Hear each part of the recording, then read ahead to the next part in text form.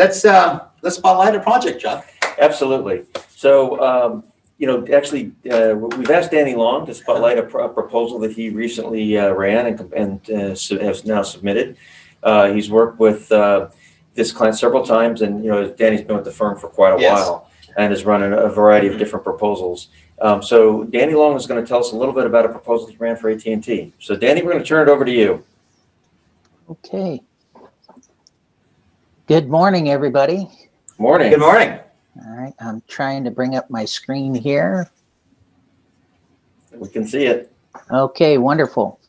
All right, so the project that I was supporting is a project called Operations and Product Support Services 3. It's actually the third product in a generation, or the third proposal in a generation of projects that have supported, in this particular case, the United States Space Force. I've withheld the client name because the proposal is under evaluation right now, but we had a pretty robust team in terms of being able to support it. The client had chose to make an investment in baselines up front, which turned out to be a good thing for us. So in this particular case, I had worked on the baseline development. Lana Browner came on as we moved into the proposal phase to be our volume lead and author, and she was actually a replacement for John Nelson, who was deployed to another project.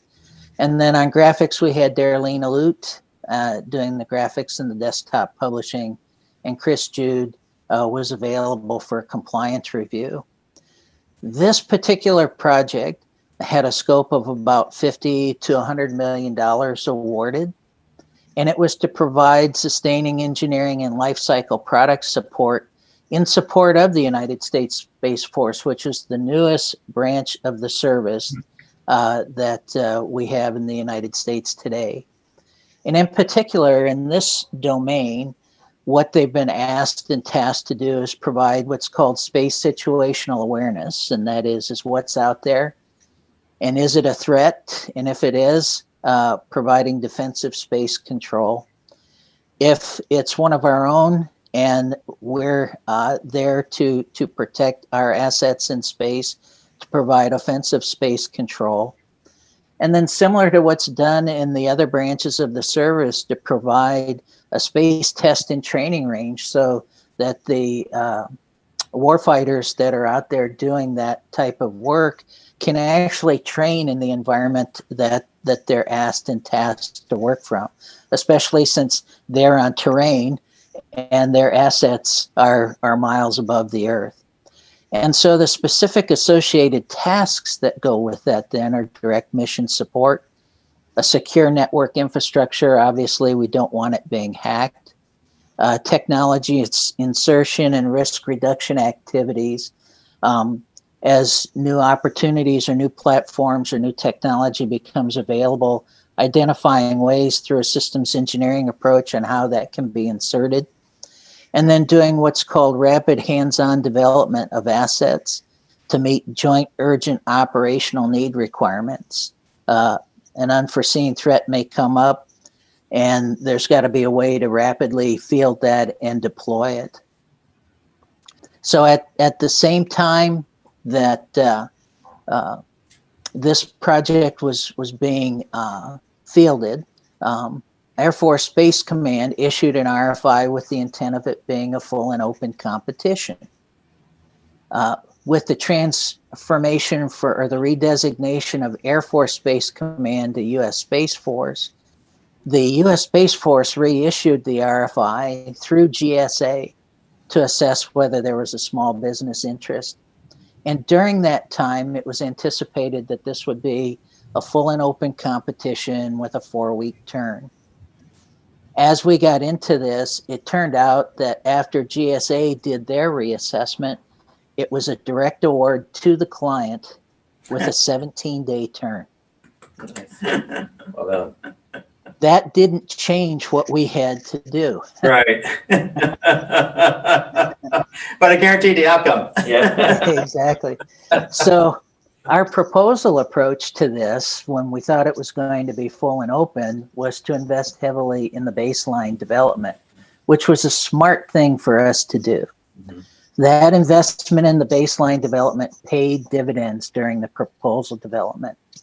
And as a result of that, we were able to go back and we were able to leverage the client's experience. They had a 30-year relationship with the customer, demonstrating a working knowledge of the evolving domain and the environment, which meant they understood not only underwater, terrestrial, Air Force, but they were able to evolve that and understand and demonstrate their understanding of what was required in space.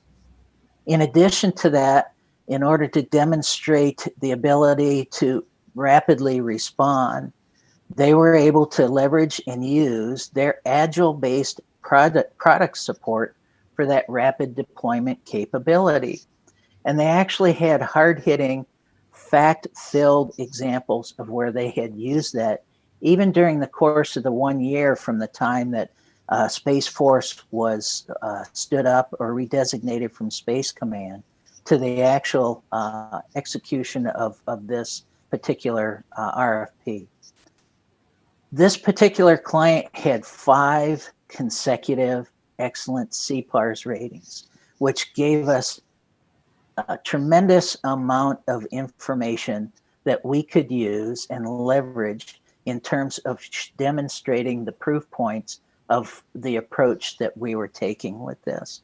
And in addition to that, they had 20 plus recent Space and Missile System Command awards, Kobayashi Maru Outstanding Team Award, and the DoD 2020 Gears of Government Award. They had also made capital investments in terms of funding an additional secure facility, which was a requirement in the RFI. So not only did they have 4 in existence already, they funded an additional one, which was going to allow them to consolidate. And then they were able to demonstrate, because this work is done in a very controlled environment, it's not only a close community, but pretty much a closed community. They were able to demonstrate that they were ready to go on day 1. And so, I mean, many of the people that were on this program, if they're doing their contractor work, many of them still do active duty civil or military duty time. They just change the color of the clothes that they're wearing and redeploy with their uniform on. And in one case, one of the individuals that I had interviewed had actually been supporting this program from the time that it was conceptualized. He had close to 50 years of direct experience on this program. Wow. Impressive. Wow. Very impressive. So the only challenge that we really had with this was the 17-day turn and that spanned the Christmas holiday. And so we followed what I call Suicide 101 guidelines. Everything in terms of our process and approach, in terms of our systems engineering approach to proposal development, we followed. And not only did we follow it, but because of the investment in the baselines, we were actually able to deliver a day early. So we delivered in 16 days instead of 17. And that included a separate SMA compliance audit that Chris Jude had done as part of our final color team review. Wow. So all in all, I mean, it was a pretty exciting project. Our goal, and Jacques, you've used this term before, was to do this as a slow burn versus an explosion. Because we had 17 days, the burn was not slow.